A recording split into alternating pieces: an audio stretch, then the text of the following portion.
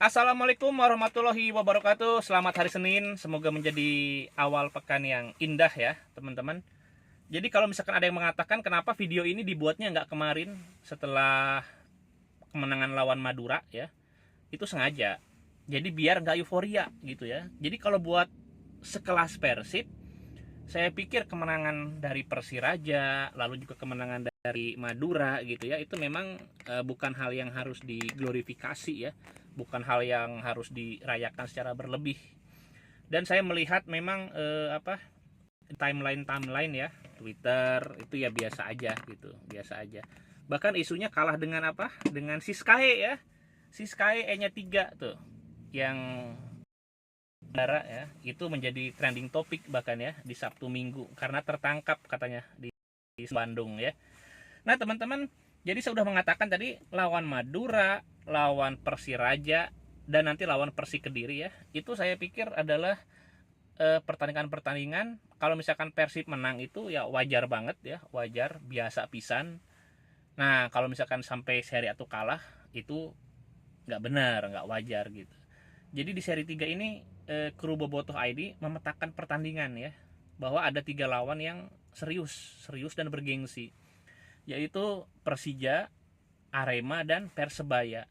Nah untungnya antara Persija, Arema, Persebaya ini nggak berturut-turut ya, nggak berturut-turut. Jadi 3 lawan ini dianggap serius dan bergengsi, tapi nggak berturut-turut. Ini jadwalnya bagus juga sebetulnya buat Persib ya, diselingi.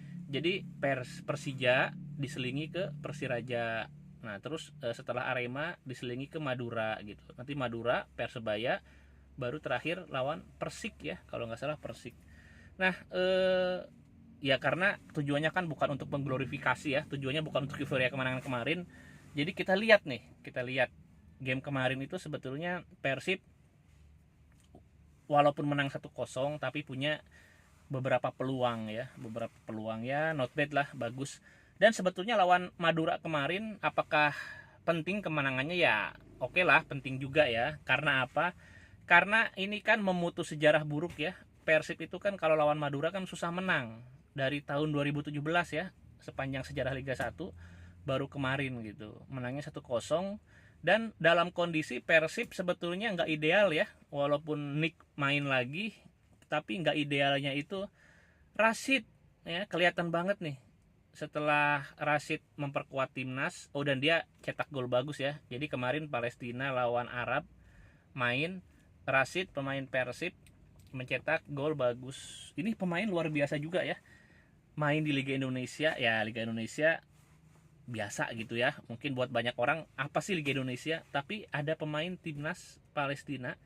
Jadi Palestina ini kan secara emosional, solidaritas itu bagus ya, bagus. Jadi kalau Anda pingin populer, pingin nama baik dan nama Anda harum, maka bertautan dengan Palestina ini ide yang bagus ya. Tapi selain bagus juga kepake ras itu ya. Jadi di timnasnya bagus, kemarin jadi pemain kunci, mencetak gol yang indah ya dari jarak jauh. Di Persib juga dia cukup konsisten. Nah setelah Rashid nggak memperkuat Persib dalam beberapa pertandingan, memang kurang greget ya, kurang greget kelihatan. Terus banyak yang menyayangkan juga ini ya, duet striker kita gitu ya, masih belum oke lah. Jadi ternyata waktu lawan Persiraja gitu ya, yang Wander Luiz nyetak gol, terus Castillo nyetak gol, itu ternyata bukan pecah telur itu mah ya. Jadi kalau nih pengertian pecah telur ya, pengertian pecah telur itu ketika striker yang mandul ngegolin, sekalinya ngegolin terus-terusan gitu. Nah tapi kalau kemarin Wander Luiz sama Castillo ngegolin ya, dan lawannya juga memang kurang ya, biasa lah ya, lawannya biasa. Setelah ngegolin nggak ngegolin lagi gitu loh, jadi mainnya angin-anginan. Jadi belum pecah telur sebetulnya, baru retak ya, telurnya baru retak gitu. Nah teman-teman, Persib ya, Persib itu diuntungkan juga dengan hasil-hasil pertandingan lawan-lawannya ya, yang nggak maksimal. Kalau kita lihat kayak misalkan Arema kemarin draw ya, lawan Bali itu draw. Arema jadi nggak bisa menyalip Persib ya, tertahan mereka. Arema juga Bayangkara tuh. Bayangkara juga nggak konsisten ya, nggak konsisten. Jadi yang menarik nih dengan konsep seri ya, maksudnya bukan seri draw tapi seri 1, seri 2, seri 3, itu jarang sekali ada klub yang konsisten di setiap seri.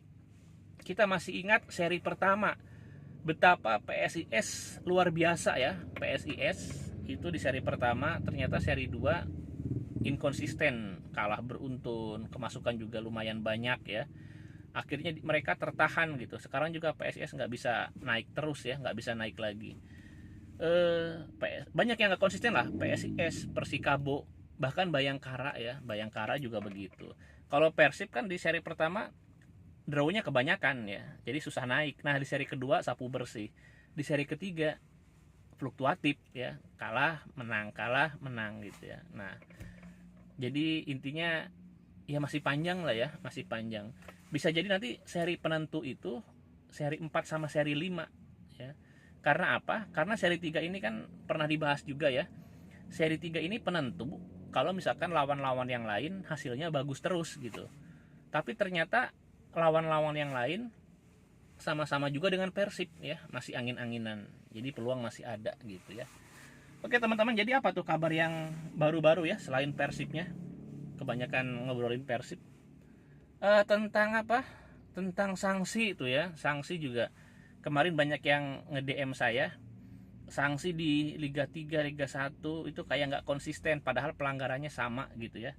Ini terkait ini nih, pemain-pemain yang dianggap ilegal ya, yang dianggap ilegal bermain, maksudnya belum sah. Ada juga kejadian lucu, ternyata salah jersey ya. Jadi kalau misalkan di apa namanya, daftar pemain ya, daftar pemain itu kan orang nggak ngelihat muka segala macam, ngelihatnya nomor ya. Nah ketika nomornya kok main ya, padahal salah ambil nomor. Jadi pemainnya itu bukan yang pakai nomor itu harusnya gitu ya. Ini ada-ada aja di Indonesia ya.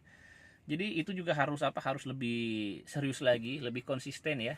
Karena penegakan disiplin oleh Komdis kayak begitu itu nggak bisa pilih-pilih ya, mau Liga 1, Liga 2, Liga 3 enggak gitu. Jadi aturan-aturan mainnya mungkin ya, masalah tingkat keprofesionalannya, lisensi itu berbeda. Tapi kalau penegakan disiplin ya sama saja, mau di Liga 1, Liga 2 gitu ya. Itu kan mengacu ke kode disiplin yang sama PSSI. Nah itu juga harus dibenahi. Kalau buat Persib kan nggak ada masalah ya, masalah-masalah seperti itu. Apalagi? Oh iya tentang ini. Kemarin juga banyak yang apa? Nggak tahu, saya tuh di tag sama hal-hal yang sebetulnya bukan urusan saya ya. Saya kok jadi kayak apa? Kayak asistennya Pak Lukita ya, Direktur LIB. Jadi banyak juga yang komplain tentang ini, tentang iklan di tengah-tengah pertandingan ya. Siaran langsung tiba-tiba ada iklan, jadi mungkin dianggap mengganggu ya. Nah, itu kemarin saya obrolin dengan pihak terkait, Pak ini ada komplain nih begini-begini.